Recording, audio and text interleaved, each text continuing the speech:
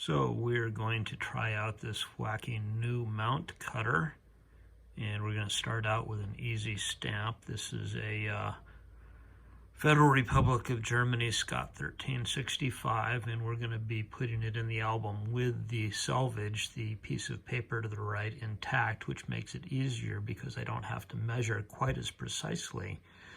So we're going to pick this stamp up and go over to the cutter and see how it goes. So the first thing I want to do is I want to dress the end of this 25mm strip that we're going to use. I already know that that stamp is going to fit a 25mm mount. We just need to get the length right. So let's cut. Okay, so the first learning curve is that I need to use a hand to hold the strip in place while I'm cutting. So that's going to make the video a little bit trickier.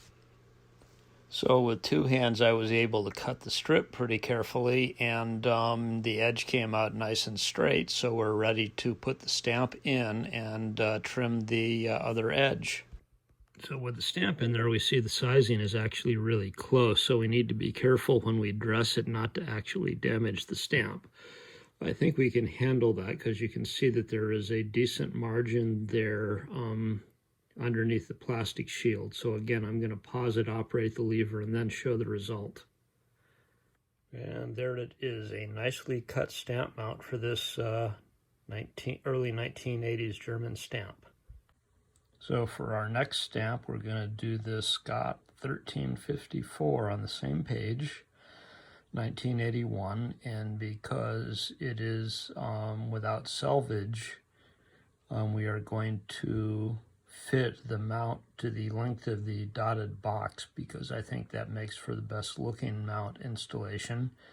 We've measured it with our Zippy Cool clear plastic ruler, and we find out that the mount needs to be cut to 47mm. So let's go try doing that precisely. So this time we are using a previously uncut strip. They come at 215mm in length.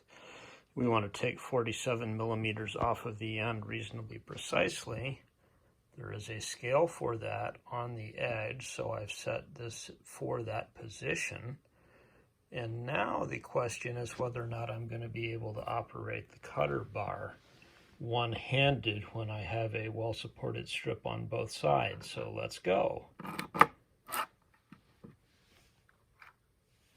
And look, it cut the way it's supposed to. So now we're going to go put the stamp in it and mount it and show you how it looks.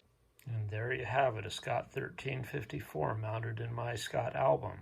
That worked out pretty well, I think.